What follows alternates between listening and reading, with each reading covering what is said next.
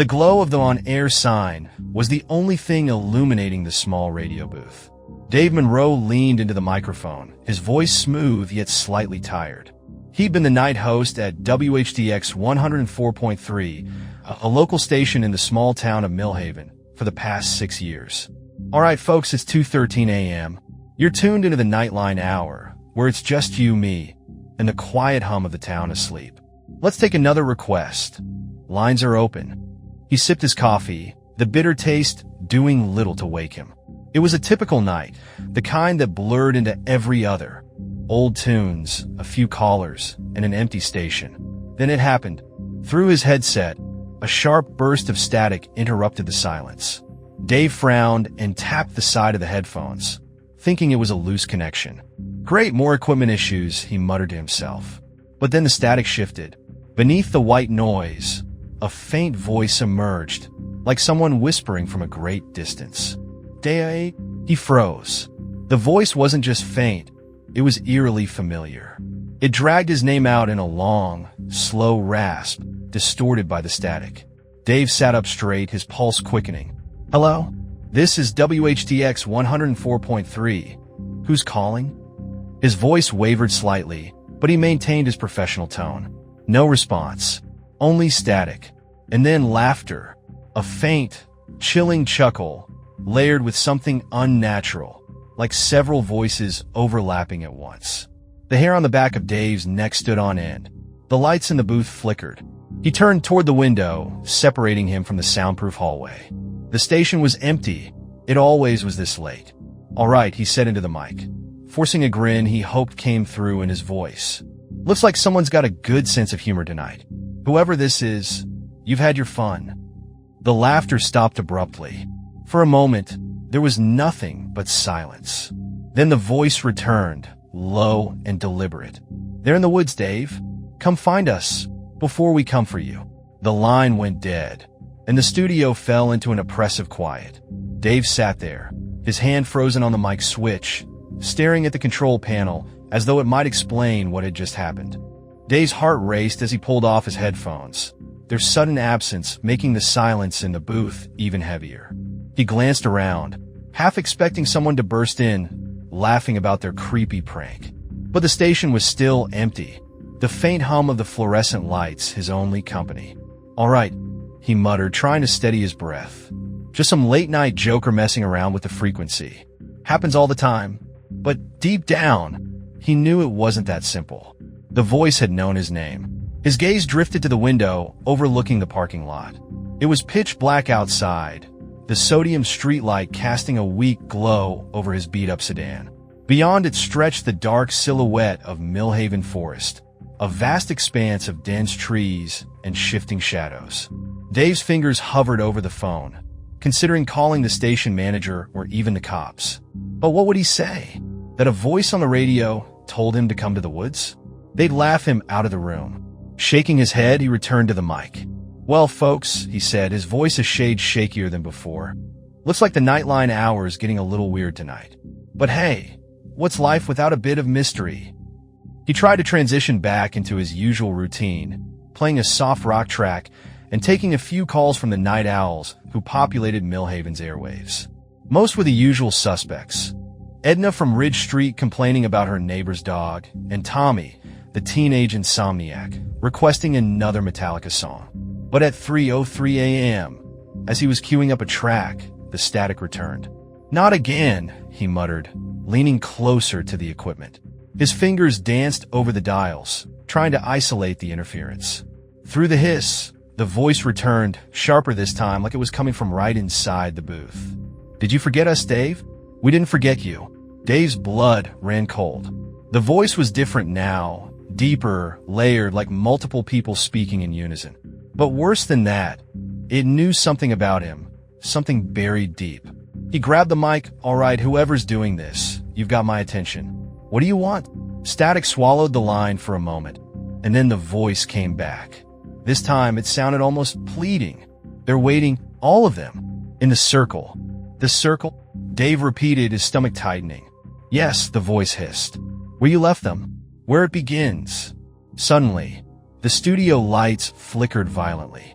Papers flew off the desk as though caught in a windstorm, though the room was sealed. Dave ducked under the table instinctively, his heart hammering in his chest.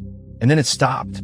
Everything. The lights stabilized, the air stilled, and the silence pressed down on him like a weight.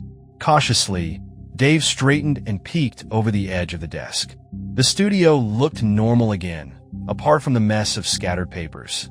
That's when he noticed something that hadn't been there before. A cassette tape sat squarely in the middle of the desk, its label blank except for a hastily scrawled word in red ink. Play.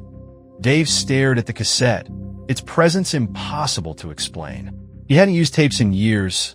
Everything was digital now. His trembling hand reached for it, then hesitated. This is ridiculous, he muttered, though the tightness in his chest suggested otherwise. The station was empty. It always was during his shift. No one could have left the tape here without him noticing. Unless... The thought sent a chill crawling down his spine. He picked it up, its surface cold and smooth, as if it had been stored somewhere dark and damp. Turning it over, he noticed the tape inside looked almost worn. The magnetic strip rippled in odd patterns. The label, that single red word, play, seemed to throb under the fluorescent lights. Against his better judgment, Dave slid the cassette into the old tape deck he kept for emergencies. He hit play. For a moment, nothing. Then, faintly, the sound of a woman sobbing. It grew louder, more anguished, as though she were just outside the studio. Dave leaned closer, his skin prickling with unease. Help me, the voice finally said, breaking through the static. Dave froze. He knew that voice. It belonged to Emily Sanders, a girl who had gone missing from Millhaven 15 years ago. Her disappearance had rocked the small town. She was only 16, last seen near the edge of the forest. Despite months of searching, she was never found. Emily, Dave whispered into the empty room, though he didn't know why. The tape crackled, her sobs fading into silence. Then another voice broke through, deeper, rougher. She's part of the circle now. They all are. Soon you will be too.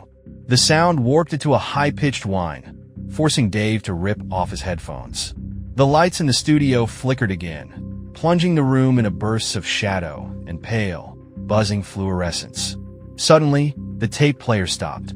A loud click echoed through the booth as the tape ejected itself. Dave backed away, heart pounding, when he noticed something even stranger. On the tape's label, beneath the word play, new words had appeared scrawled in the same red ink.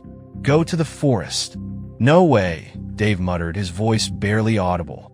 He wasn't about to go wandering into the woods at night because of some supernatural prank.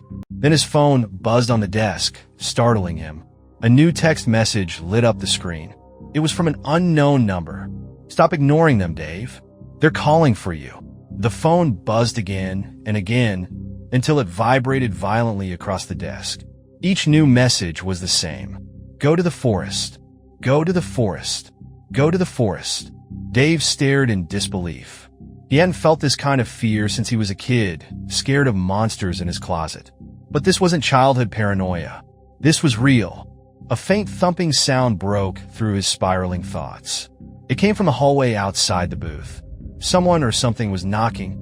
The knocking grew louder, rhythmic and deliberate. Dave sat frozen in his chair, heart pounding against his ribs. No one should be here.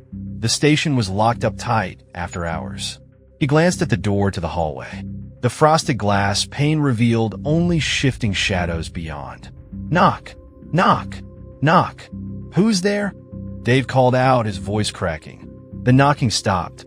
For a moment, the only sound was the faint hum of the equipment in the studio. Then, from the other side of the door, a voice whispered, just loud enough to be heard. Let us in, Dave. His blood ran cold. The voice was familiar, but wrong, like someone trying to mimic a memory of a loved one. Who are you? He demanded, standing slowly. Open the door, and we'll tell you. The voice answered, light and teasing, almost playful. Dave backed away, shaking his head. I'm calling the cops. He grabbed his phone, but the screen was blank. Dead. He tried the landline on the desk. Nothing. Just silence on the line, no dial tone. The knock came again, this time louder, more forceful. The shadows behind the glass writhed, and he could swear he saw shapes, tall, misshapen figures that didn't look entirely human. "Leave me alone!" Dave shouted, his voice echoing in the empty station. The knocking stopped. The silence that followed was suffocating, pressing against his ears like a physical weight. He stepped closer to the door, unable to resist the pull of morbid curiosity. The shadows were gone. He let out a shaky breath and laughed nervously, shaking his head. Just stress. That's all it is. Stress and an overactive imagination. But then, from behind him, the voice returned, closer this time. "Dave?" He spun around, but the studio was empty. The lights flickered again, and he heard the faint sound of static growing in his headphones. The radio equipment lit up on its own, dials turning and switches flipping as though guided by unseen hands. The speakers crackled to life, and the sound of faint whispers filled the room. They overlapped, chaotic and unintelligible at first. But soon, a single phrase emerged, spoken by multiple voices at once. "Join the circle. Join the circle. Join the circle." Dave shouted, ripping the headphones off and throwing them across the room. This isn't happening. But when he looked back at the door to the hallway, it was wide open. The corridor beyond stretched impossibly long, far longer than it should have been. And at the very end, shrouded in darkness, he saw them. Figures, tall and skeletal, with glowing eyes that pierced the void. They stood perfectly still, watching him. Then they began to move. Dave staggered back, his foot catching on the edge of the chair. He barely caught himself before falling, his eyes fixed on the figures in the hallway. They moved in unison, their limbs jerking unnaturally, like marionettes under the control of some unseen hand. The glowing eyes were the worst. They stared straight at him, unblinking, as if they could see every thought he tried to bury. Dave's instincts screamed for him to run, but the hallway seemed to stretch endlessly in both directions, the figures advancing with an agonizing slowness. "This isn't real," he muttered, his voice trembling. "This can't be real." The whispers from the radio equipment grew louder, filling the studio with a maddening cacophony. The phrase repeated over and over, as if the very air was trying to wear him down. "Join the circle. Join the circle." "No!" Dave screamed, slamming his hands over his ears. "Leave me alone!" As if in response, the lights in the hallway flickered violently, plunging the advancing figures into strobe-lit fragments. With each flash, they seemed to jump closer, their long, bony arms outstretched. Dave's survival instincts finally kicked in. He bolted out the back door of the studio, slamming it shut behind him. The cold night air hit his face like a slap, but he didn't stop. His legs carried him across the empty parking lot toward his car, his breath visible in the chilly darkness. Fumbling with his keys, he unlocked the door and threw himself into the driver's seat. His hands trembled as he jammed the key into the ignition, but the car refused to start. Come on," he hissed, glancing over his shoulder. The figures were in the parking lot now, gliding across the asphalt like shadows cast by an unseen light. They moved faster than they should have, closing the distance effortlessly. The engine sputtered to life, and Dave slammed the car into reverse. The tires screeched as he backed out, spinning the wheel wildly to avoid hitting the curb. He shifted into drive and tore out of the lot, the glow of their eyes burning in his rearview mirror. He drove blindly through the empty streets of Millhaven, the town eerily quiet for this time of night. His thoughts raced as fast as the car, every shadow on the road twisting into something sinister. Then the voices returned, not from the radio, but from somewhere deeper inside his own head. "You can't run, Dave. The circle is everywhere." The steering wheel jerked in his hands, pulling sharply to the left. He fought against it, but the car veered off the road, skidding to a stop at the edge of Millhaven Forest. "No," he whispered, gripping the wheel tighter. "Not the woods."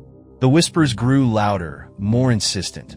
The cassette tape he'd brought with him, unthinkingly shoved into his pocket as he fled the studio, fell to the passenger seat. Its label had changed again. "You're here." The car door unlocked with a loud click, and then swung open on its own.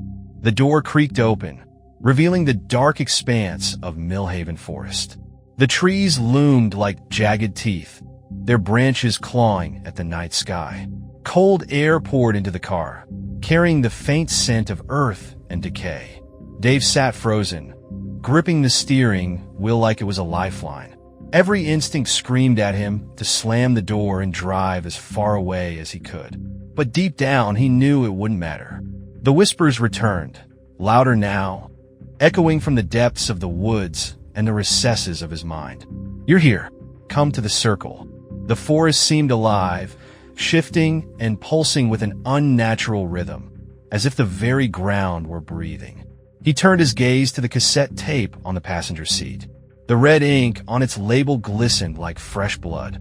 "All right," he muttered, his voice shaking. "Let's get this over with." He stepped out of the car, his boots crunching on the gravel shoulder of the road. The moment he crossed the threshold of the tree line, the whispers stopped, replaced by an oppressive silence. Each step deeper into the woods felt heavier than the last. The ground beneath his feet was damp and spongy, the air thick with mist that seemed to absorb the moonlight. Shadows shifted at the edges of his vision, but when he turned his head, there was nothing there. The trees grew denser, their twisted trunks forming an almost perfect tunnel.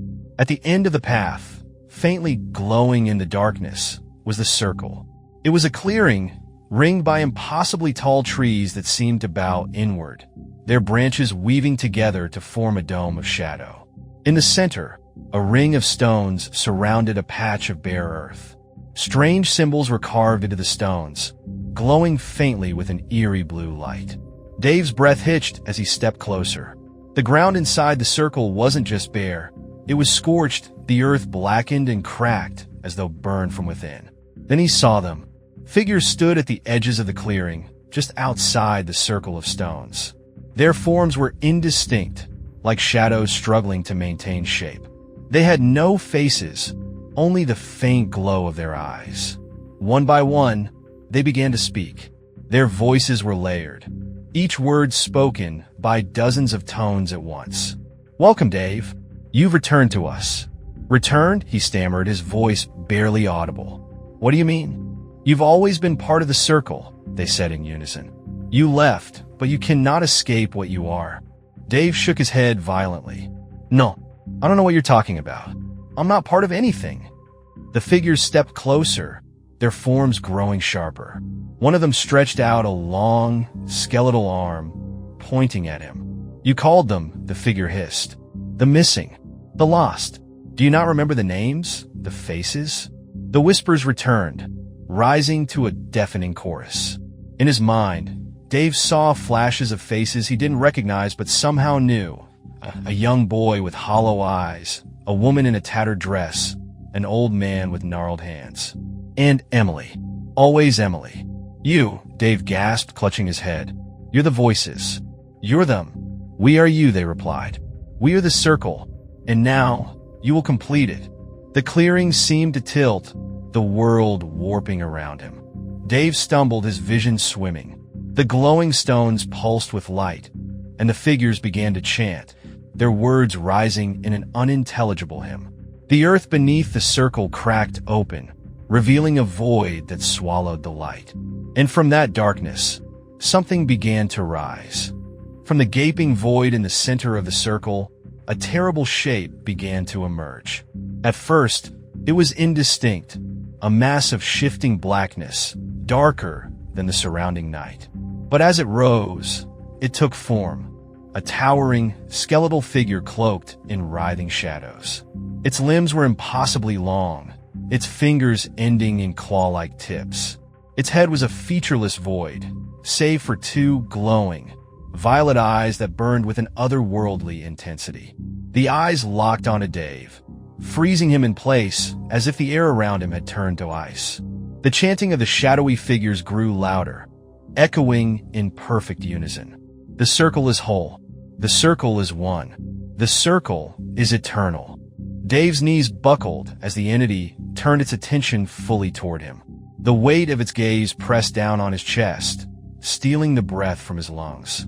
He wanted to run, to scream, but his body refused to obey. The entity's voice filled the clearing, deep and resonant, as if it came from the earth itself. David Monroe. Hearing his name spoken by the thing sent a shiver through his entire body. You have walked in shadow for years denying the truth. But the circle does not forget. The circle does not forgive. I don't know what you're talking about. Dave stammered, his voice cracking. I don't belong here. The entity raised a hand, its elongated fingers curling in a slow, deliberate motion. With each movement, memories began to flood Dave's mind, memories that weren't his. He saw a younger version of himself standing in this very clearing, surrounded by the same glowing stones. His hands were outstretched, palms up, as he recited words in a language he didn't understand. Around him, the faces of the missing people from town stared back, their expressions vacant, their eyes glowing faintly. No, Dave whispered, shaking his head. That's not me. That never happened. You called them, the entity said. You brought them into the circle, and now they are waiting for you to join them. The chanting figures moved closer, their voices blending into a low, guttural hum that vibrated through Dave's bones. He staggered backward, but the air behind him seemed to solidify, blocking his escape. The entity's eyes burned brighter, and the ground beneath Dave began to crack, thin tendrils of shadow creeping up his legs. He struggled, clawing at the earth, but the tendrils held firm, pulling him toward the circle. Please, he screamed, his voice raw with desperation. I didn't do anything. I don't belong here. The entity tilted its head, as if considering his plea. For a moment, the chanting stopped, and the clearing fell silent. Then it spoke again, its voice softer, but no less menacing. It is not about what you remember. It is about what you have done. The tendrils tightened, and Dave felt the ground beneath him give way. He was being pulled into the void, his screams swallowed by the darkness. As the last remnants of light disappeared, the entity's voice echoed one final time. The circle is whole. Dave tumbled into the void, his screams echoing into an endless, suffocating darkness. The sensation of falling seemed to stretch for an eternity, yet he couldn't feel the rush of air or the pull of gravity, just a sickening weight pressing in from every direction. The shadows around him twisted and writhed, forming fleeting shapes, faces, hands, eyes, all of them watching. Whispers brushed against his ears, faint and mocking, but when he tried to focus on the words, they dissolved into nothingness. Finally, he landed, or at least he thought he did. There was no impact, no pain, just the sudden realization that he was standing on solid ground. Yet the darkness remained, absolute and impenetrable. Hello, he called out, his voice trembling. The sound didn't carry far. It felt swallowed by the void. Then, faintly, a light appeared in the distance.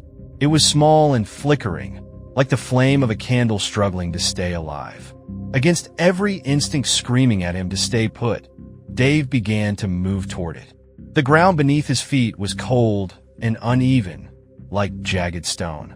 Each step seemed to echo, the sound bouncing off unseen walls. As he approached the light, it grew brighter, revealing a towering structure that made his breath catch. It was a tree, massive and ancient, its bark blackened and twisted. Its roots clawed deep into the ground, and its branches stretched upward, disappearing into the darkness. From those branches hung countless objects, old photographs, watches, scraps of clothing, tokens of lives long forgotten. At the base of the tree, the flickering light came from a lantern, its flame blue and unnatural. Beneath it knelt a figure, shrouded in shadow. Dave, the figure said, its voice rasping like dry leaves. You've returned. Who are you? Dave demanded, his voice shaking. What is this place? The figure stood slowly, its form shifting unnaturally as it rose. It turned toward him, and Dave's stomach churned at the sight. Its face was a blurred amalgamation of features, constantly changing, as if it were cycling through the faces of dozens of people. This is the heart of the circle, the figure said, the place where all paths converge. Dave backed away, shaking his head. I don't understand. I don't belong here. The figure extended a hand, its fingers impossibly long and thin. "You have always belonged, Dave. You forged the circle. You are its anchor." "No," he shouted, his voice echoing into the void. "I don't remember any of this. I'm not part of this." The figure's shifting face stilled, settling on a single expression, one Dave recognized immediately. It was Emily. Her eyes were hollow, her expression vacant. "You called us," she said, her voice flat and lifeless. "You made the promise." The lantern's flame flickered wildly, casting strange shadows across the tree. The objects hanging from its branches began to sway, though there was no wind. "You can end it," the figure said, its voice no longer Emily's but a chorus of many. "Break the circle. Take your place." The ground beneath Dave began to quake, cracks spidering out from the base of the tree. The whispers returned, louder and more insistent, their words merging into a single, deafening command. "Choose!" The command echoed in Dave's mind, a single word reverberating through the endless void. "Choose!" His legs wobbled, threatening to buckle beneath him.